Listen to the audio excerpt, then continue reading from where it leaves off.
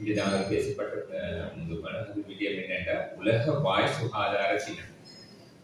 உலக வாய் சுகாதார தினம் ஒவ்வொரு வருடமும் 20ஆம் தேதி மார்ச் மாதம் அந்த நாளை நாங்கள் ஃபாலோ பண்ணுறோம். அந்த நாளில் முக்கியமான சில விஷயங்கள் நாங்கள் சொல்ல வேண்டியிருக்கிறது என்னென்னா, எங்களுக்கு தெரியும் தொற்றா நோய்கள்னு சொன்னால் இன்றைக்கு நாங்கள் நிறைய இடங்களில் பேசுகிறோம். தொற்றா நோய்களால் நிறைய பாதிப்புகள் காணப்படுகின்றன.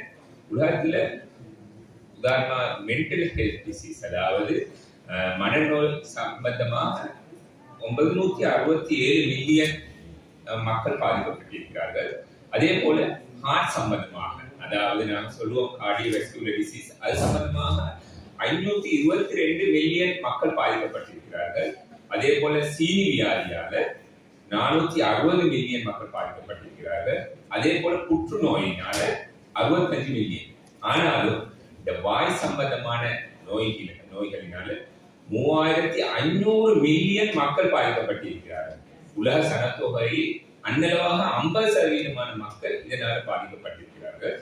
இலங்கையை பொறுத்த மட்டும் இது அன்னளவாக சிறுவர்கள் மத்தியில் 63%, அதே போல அடல்ட் பாப்புலேஷன்ல ஒரு 50% மக்களும் பாதிக்கப்பட்டிருக்கிறார்கள் இந்த வாய் சம்பந்தமான பிரச்சனையினால.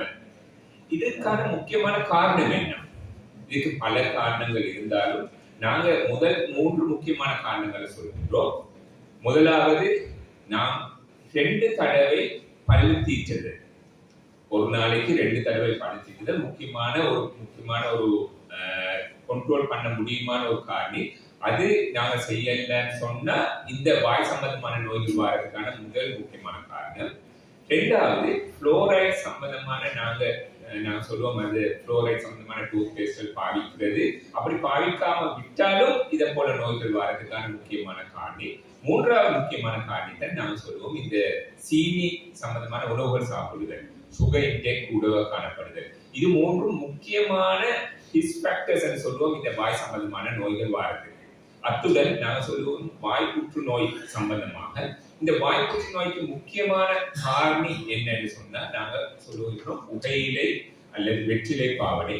இதன் காரணமாக 80% வாய் புற்றுநோய்கள் உருவாகின்றன. வாய் புற்றுநோய்க்கு 80% காரணம் இந்த புகையிலையோ அல்லது நாங்க சொல்கின்றோம் அந்த வெற்றிலை பாவனை.